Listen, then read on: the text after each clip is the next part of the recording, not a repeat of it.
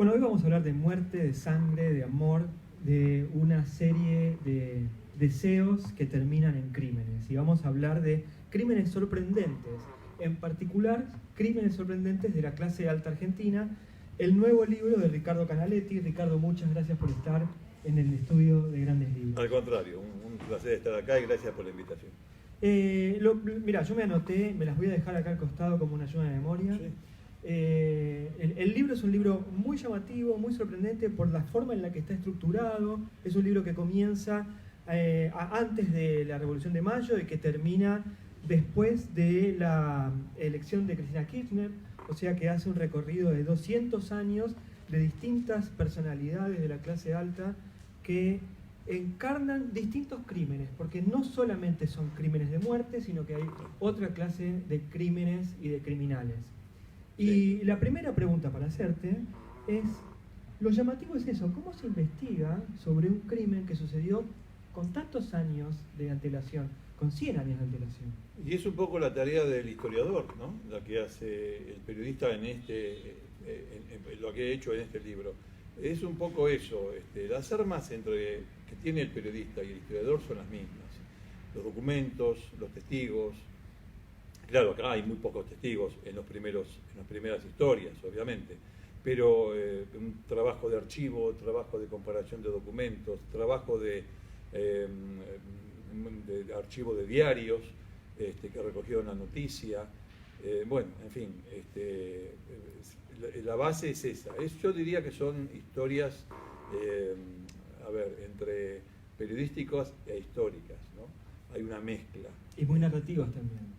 Sí, porque bueno, la idea ha sido, tanto en este libro como en los anteriores, en Crímenes Sorprendentes 1 y 2, tratar de que la gente vea lo que está leyendo. A veces sale, a veces no, pero bueno, esa es la idea, que sea muy visual a la lectura, que la lectura te lleve a ver el episodio o los acontecimientos que se cuentan. En Crímenes Sorprendentes 1 y 2, que son los libros anteriores, después están también el de Lampa, que nunca me acuerdo el título. El Vengador de Lampa. Que también está por este tono, pero ya es una ficción. Sí, exacto. Pero en esos Crímenes 1 y 2 hay mucho de personas cercanas al poder. Y en este libro el poder es distinto, es el poder del dinero, el poder de la clase alta. ¿Qué se puede aprender de estos libros, o qué, mejor dicho, qué aprendiste sobre la sociedad y sobre la clase alta argentina al investigar estos crímenes? Que han dominado los resortes del Estado desde el inicio, desde el principio, y eso les da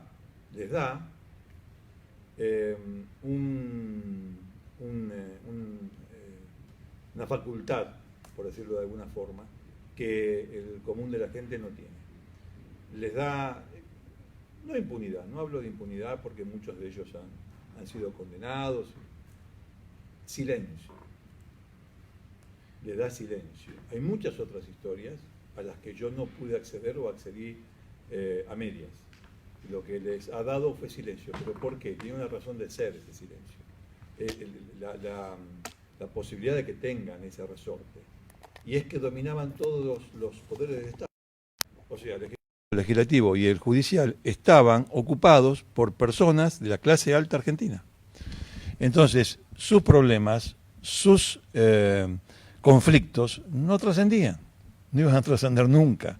Costaba mucho, salvo cuando había cuestiones que, bueno, eran circunstancias que no se daban siempre, como el caso de Fabián Anchorena, que se vio embelesado por una mezzosoprano italiana y la abuela se dio cuenta que en realidad le quería sacar la plata y entonces la comenzó a investigar y había un adulterio de por medio. Esa nota en La Nación, cuando dice estamos buscando al primer marido, es muy vergonzoso. Sí. Anchorena es un chico que se casa con una mujer que resulta ser bígama y que la abuela se da cuenta y publican una nota en La Nación. La Nación, sí. Qué bárbaro, qué vergonzoso debe ser, ¿no? Ahí tenés. Una de las pocas veces que zafó, o que se salió de ese ámbito hermético, ¿no? Esa es una de las pocas veces. Y vos me decís, bueno, ¿dónde está el crimen? En aquel entonces era un crimen pero fenomenal. Y además, la historia a mí me sedujo por el hecho de que, bueno, la vida de Fabián Anchorena es novelesca. Pero me sedujo el hecho de que no mucha gente puede dilapidar una fortuna como este hombre, y realmente la dilapidó. Y bueno, sí, el crimen a ojos vistas de hoy se podría decir que es una cosa menor, pero en aquel entonces era muy importante y me sirvió de anzuelo para comenzar a contar su vida, ¿no? Una de las cosas que tiene cada capítulo es que además de contar la historia, Ricardo le da un contexto. Aparecen o noticias del diario o aclaraciones. En el caso de Barón Visa hay citas de Borges, o sí, en el de Leopoldo Lugones, hay citas de Borges. Empieza y termina como una cita de Borges. Sí. Son reconstrucciones no solamente de un caso, sino de una época. Es que me parece que de otra manera no se entendería. No se entendería. Yo trato de hacerlo incluso en épocas recientes, de volver a poner a la gente en contexto. Muchas veces uno habla de hecho conté una historia hace poco en el programa, en Cámara de Crimen, que tenía que ver con una pareja que sufrió, como todos hemos sufrido, la debacle del 2001-2002. Pero hay muchos pibes que no saben qué pasó. Entonces había que volver a ponerlos en ese lugar, de la manera más sintética posible, porque estamos hablando de televisión y no de libro. Pero bueno, es un poco lo que se replica allí.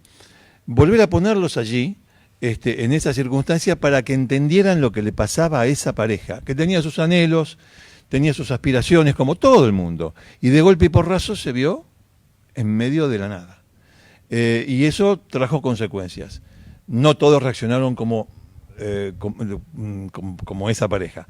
Pero bueno, sí, estaban en un contexto determinado que, si bien todavía podemos decir que lo seguimos sufriendo, hay muchos chicos que no lo conocen. Como cuando en la facultad, yo así daba práctica profesional 2, y tenía una sensación extraña cuando refería cuestiones que tenían que ver, ponele, con la AAA. Yo veía que me miraban con cara como diciendo, ¿de qué está hablando este señor? Y hasta que un día le pregunté, ¿ustedes tienen historia? No, no tenemos historia. Estoy hablando de la Facultad de Periodismo de Comunicación Social en la Universidad de Belgrano. No tenemos historia. Deberían tenerlo, porque yo ahora les puedo enseñar, dar algunas pautas acerca de cómo se comunican determinados hechos, sobre todo que tienen que ver con lo legal. Pero si me estoy refiriendo a un contexto determinado, a una situación tan fuerte para la Argentina como la de la AAA, uno lo da como supuesto. Sin embargo, tuve que empezar desde el principio, haciendo como un profesor de historia. Es increíble, ¿no? Que la historia reciente se vaya perdiendo, es increíble. Se va perdiendo, pero hace poco, estamos hablando de 40 años atrás, ¿no? Bueno, pero me da pie para preguntarte también sobre cómo se escribe sobre casos tan emblemáticos o tan mediáticos como el de María Marta García Belsunce o el de Nora Dalmazo, que son dos historias que se cuentan en este volumen, y que se ha escrito tanto, se ha hablado tanto, hemos hablado tanto en la televisión, en los medios sobre el tema. Es cierto que han pasado años, pero sí, todos los tenemos muy frescos, ¿no? Están muy frescos, es verdad. Y bueno, ahí el problema fue cómo hago para enganchar a la gente, cómo hago para que la hoja en blanco de esas historias, la primera hoja, se convierta en palabras, en frases ricas para quedarse atrapado de algo con relación a un hecho, a una historia que se conoce. Tal vez la respuesta es comenzar con un hecho anecdótico.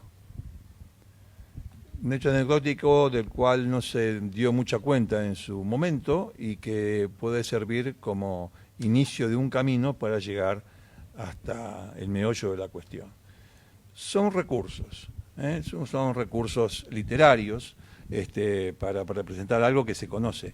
De todas maneras, a mí me da pie, esas dos historias que vos acabás de mencionar, para decirte cómo es posible que de los Anchorena y los Álzaga terminemos en María Marta García Belsunce y Nora Dalmazo, porque ellos no son de Abolengo, no son de Prosapia. Bueno, también en el recorrido del libro te das cuenta cómo fue cambiando la clase alta argentina, ¿no? Hasta llegar al crimen del gobernador de Río Negro, de Carlos Soria. También eso te muestra, y me estoy yendo de la pregunta y te estoy respondiendo otra cosa, pero lo planteo. También te vas viendo cómo ahora hay una clase que reemplazó a aquella de los títulos, de la Prosapia y de la Abolengo. Si no, hay muy poco como para contar una historia, para que sea una historia. Y así llegamos hasta estos casos que sí, es verdad, conoce todo el mundo y traté de contarlos ingresando a ellos de manera por la ventana. Va. ¿Cambió mucho la manera de contar un crimen en los medios? Por lo menos desde tu experiencia, no quiero que nos digas, qué sé yo, de los 50 hasta hoy. Obviamente cambió la forma de relacionarnos con los medios, sí, pero en la mucho. Forma de contar un crimen. Sí, cambió. Antes se usaban muchos clichés que tenían que ver con el vocabulario policial, porque la única fuente era la policía, ni siquiera la justicia. Este ha sido un proceso muy largo.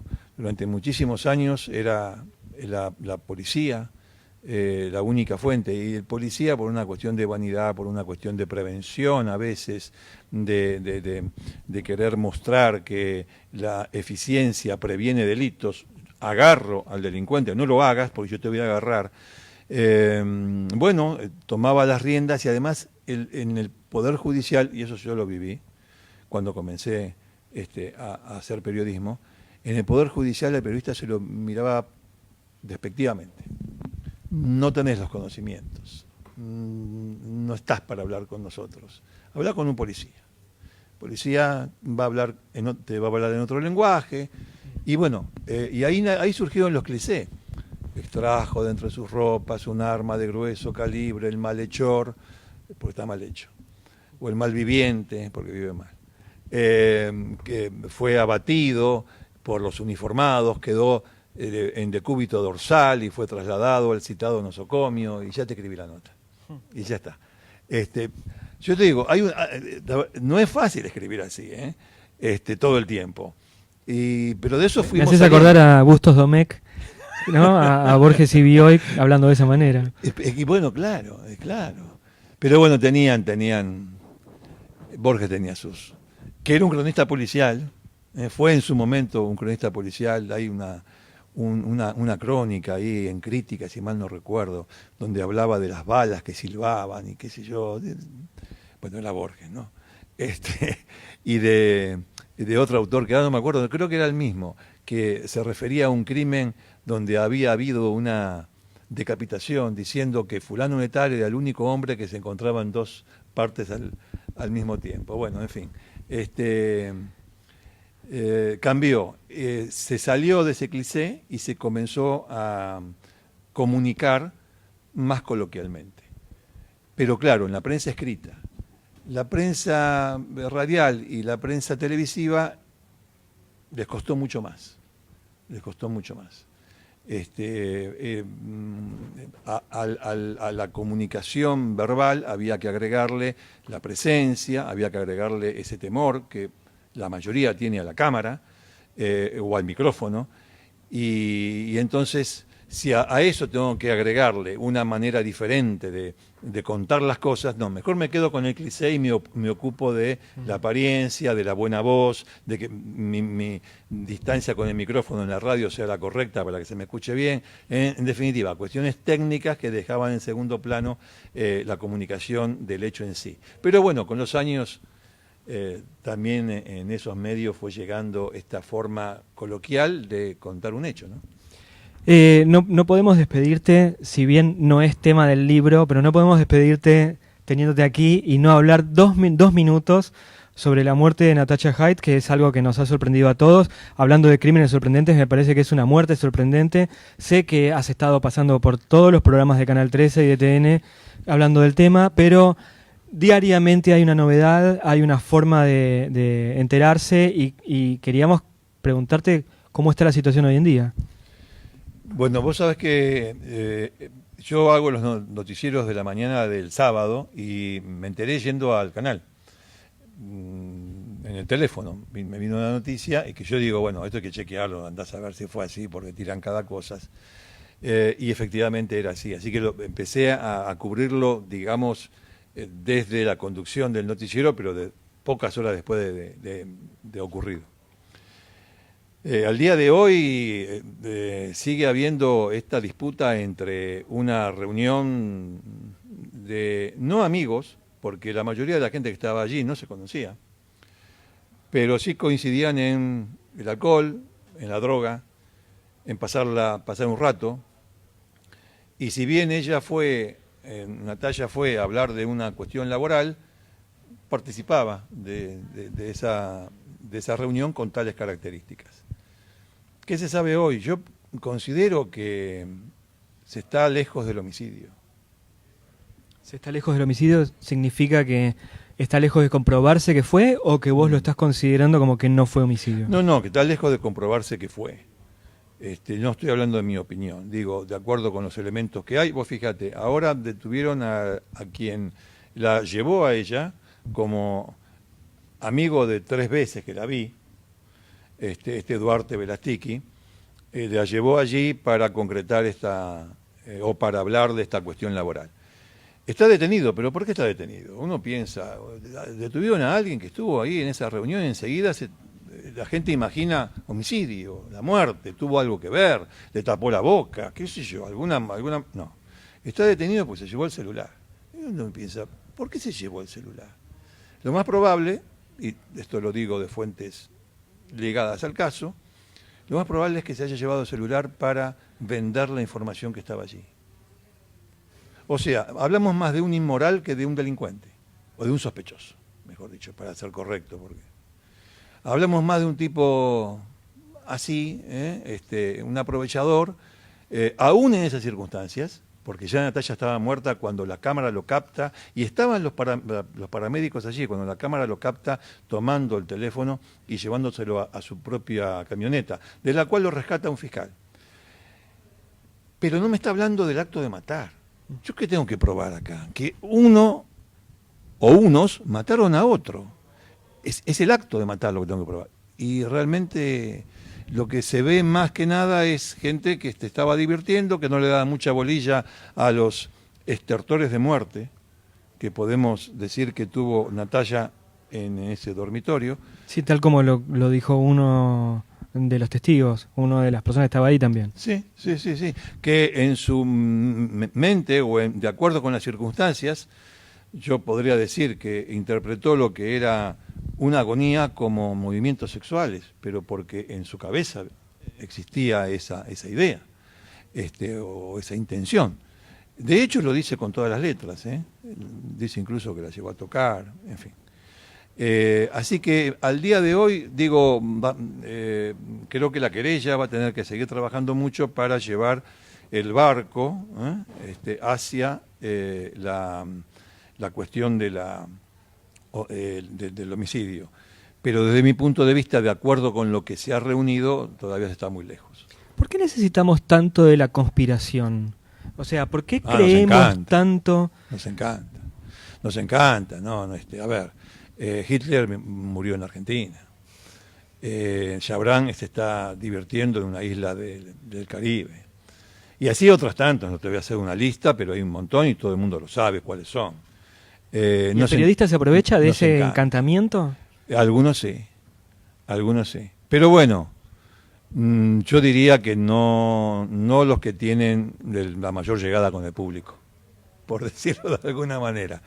Lo nuestro, los que hacemos historias de corte criminal, como los que hacen política, tienen una enorme responsabilidad con las fuentes, enorme. El manejo de las fuentes es tal vez lo más difícil en esta área. Digo, política y casos criminales, es muy, muy difícil. Para nosotros en particular, para los que hacemos casos criminales, porque estamos violando la ley. Cuando hay secreto de sumario no puede hablar nadie, y sin embargo siempre tenemos información. Somos inductores de un delito. Inducimos a la violación del secreto, pero con la complacencia de quien debe guardar silencio. Siempre ha sido así. Volviendo a lo anterior, yo creo que es un tema serio del manejo de las fuentes, y es lo único que te salva de la conspiración. Ahora, si vos querés escribir una novela sobre este caso, Natalia Haidt, lo puedes hacer ya mismo. Yo no descarto que dentro de poco haya un libro en la calle, como pasó con Nisman. Y todavía de Nisman hay la mitad del expediente dice una cosa y la otra mitad dice otra. Ricardo, muchas gracias por haber estado. Voy a volver a mostrar en cámara la tapa del libro Crímenes sorprendentes de la clase alta argentina, un libro que salió por Sudamericana. Muchas gracias por tu tiempo. Gracias, ha sido muy lindo leerte, muy interesante. Muchas gracias. A veces uno tiene que sacudirse un poco la sangre y los tiros, pero siempre es muy interesante el libro. Gracias. Bueno, no, por nada.